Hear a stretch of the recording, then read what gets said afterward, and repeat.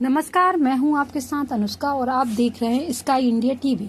बीजापुर उपचुनाव में जीत दर्ज करने वाले कांग्रेस विधायक मुकेश मल्होत्रा ने चुनाव के दौरान उन्हें मिली धमकियां और प्रलोभन का खुलासा किया है। मल्होत्रा ने आरोप लगाया कि भाजपा ने उन्हें चुनाव लड़ने से रोकने के लिए तक कई तरह के दबाव डाले। मल्होत्रा के अनुसार चुनाव के दौरान रामनिवास रावत के रिश्तेदार, जो कि एक थानाध्यक्ष हैं, उनके पास आए थे उन्हें चुनाव लड़ने से रोकने के लिए और धमकाया था।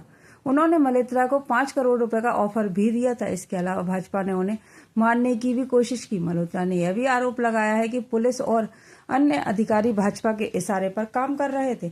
उनके कार्यकर्ताओं को परेशान किया गया। उन्होंने कहा है कि अगर ऐसा ही न किया गया होता तो 50,000 वोटों से चुनाव जीत सकते थे। मान सिंह पटेल साहब, आशुतोष चौहान जी, गुड्डू चौहान जी एवं देश का चौथा स्तंभ आदरणीय समस्त पत्रकार मीडिया बंधु और यहाँ उपस्थित सभी हमारी पार्टी के नेतागण कार्यकर्तागण सबके चरणों में नमन करता हूँ, प्रणाम करता हूँ सब। जो हमारे मीडिया के सभी सम्मानित साथीगण, आदरणीय मुकेश नायक जी, आदरणीय पीसी शर्मा जी, आदरणीय राजीव सिंह जी, आदरणीय नीटू सिकरवार जी, हमारे धनोपिया जी, शैलेंद्र पटेल साहब, अभय दुबे जी, हमारे सभी परिवार के लोग, जिला अध्यक्ष जी से लेके NSUI के अध्यक्ष जी, आज एक सुखद और ऐतिहासिक दिन है। भारतीय जनता पार्टी 2023 का विधानसभा प्रचंड बहुमत से जीती। जो कारण पता चले उसमें सबसे बड़ा कारण था लाडली बहना का प्रलोभन। जो 3,000 का वादा किया था, किसानों को 3100 और 2700 के दाम की बात कही थी, उसके कारण भारतीय जनता पार्टी को भारी बहुमत प्रदेश की जनता ने दिया। शिवराज जी के झूठे वादों को लोगों ने एक तरह से प्रतिसाद दिया। इसका असर ये हुआ कि भारतीय जनता पार्टी का जो लोकसभा का कैंपेनिंग चालू हुआ, अब की बार 400 पार, उसको लेकर भी मध्य प्रदेश की जनता में एक तरह से गहरी पेड़ बनाई और भारतीय जनता पार्टी के समर्थन में लोकसभा में जनता ने प्रतिसाद दिया मध्य प्रदेश के अंतर्गत। इस बीच में भारतीय जनता पार्टी के इस आतंक से डरे हुए कांग्रेस के लोग, जो विधायक पूर्व विधायक थे, उन्होंने भी, कई परिवार के लोगों ने भारतीय जनता पार्टी का दामन थामा।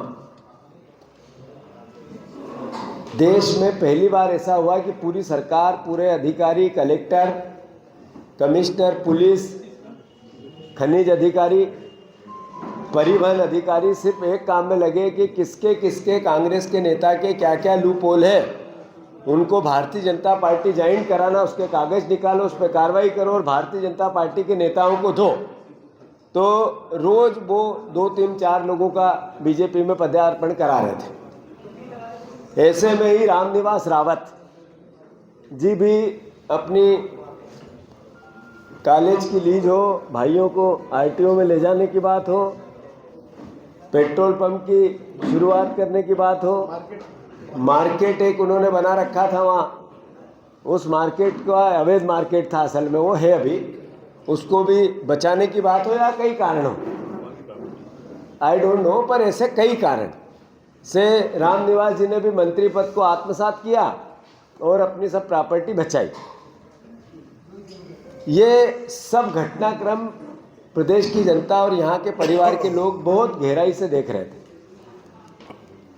हम अपनी प्रयास कर रहे थे लगातार बीजेपी का चेहरा बेनकाब करने पर। एक तरह से इतना धुन था, मीडिया का भी जो रोल था, वो भी बीजेपी का जो समर चल रहा था, इस पूरे वैभव, एक तरह से उस वैभव का सहयोग करता हुआ दिखा, हमारी और लोकतंत्र की, संविधान की पीड़ा को दिखाता हुआ नहीं दिखा। 2 दिन पहले संविधान दिवस था, तो मैंने शाहजहाँपुर में एक बात कही थी कि बाबा साहब अम्बेडकर ने संविधान की भूमिका में लिखा था कि जिस हाथ में संविधान रहेगा वो उसका उपयोग और दुरुपयोग कैसा करेगा वो उस व्यक्ति के ऊपर निर्भर है, जिसके हाथ में संविधान की रक्षा करने का दायित्व है या उसको चलाने का दायित्व है, उसको निर्वहन करने का दायित्व है। तो नरेंद्र मोदी जी का के हाथ में जब से संविधान आया तो ऐसे रामनिवास जी जैसे 600 विधायक और सांसद, पूर्व विधायक और पूर्व सांसद इसी तरीके से दल बदल हुए। 50-50 करोड़ में विधायक बिकते हैं, ये चलन बन गया। तो एक तरह से लोकतंत्र को किस तरीके से घात लगाया संविधान के माध्यम से, संविधान की अवहेलनाएं करते हुए। भारतीय जनता पार्टी, नरेंद्र मोदी, शिवराज सिंह जी चौहान, अभी के बीजेपी के वीडी शर्मा जी, मोहन यादव जी, इसको गहराई से मध्य प्रदेश के परिवार के लोग देख रहे थे। पहला उपचुनाव हुआ अमरवाड़ा का। अमरवाड़ा की जनता ने, वहीं दल बदल की स्थिति थी, 3000 वोट से टेबल पे लूटा हुआ चुनाव था, नहीं तो कांग्रेस की जीत थी। उसके बाद आए 2 उपचुनाव। बुधनी का एक उपचुनाव में प्रदेशवासियों को आप सबके माध्यम से कहना चाहता हूं कि 1,46,000 वोट से लोकसभा में हम हारे थे। 1,46,000 मतलब लगभग 1,32,000 वोट कवर हुए। 1 लाख वोट कवर नहीं हुए, 1,32,000 लोगों ने अपने मत को बदला। कहाँ? जब 20 साल का मुख्यमंत्री था।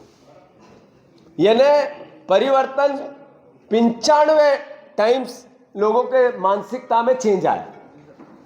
बीजेपी से लोग थक गए, बीजेपी को हटाना चाहते हैं, और बीजेपी को भी इसका आभास है। अगर आभास नहीं होता तो निर्मला सप्रे जी का इस्तीफा कराते। उनको बीजेपी में ले लिया और फिर घड़ी के उस कांटे की तरह बीच में लटका के नहीं रखते, त्रिशंकु जैसा। बिल्कुल। तो मैं फिर से मोहन यादव जी से आग्रह करता हूं, उनसे निवेदन करता हूं और उनको चुनौती देता हूं कि निर्मला सप्रे का इस्तीफा कराओ, रोक के जो रखे हो। हमने विधानसभा में उनकी सदस्यता निरस्त करने के लिए कांग्रेस ने आवेदन दे रखा है।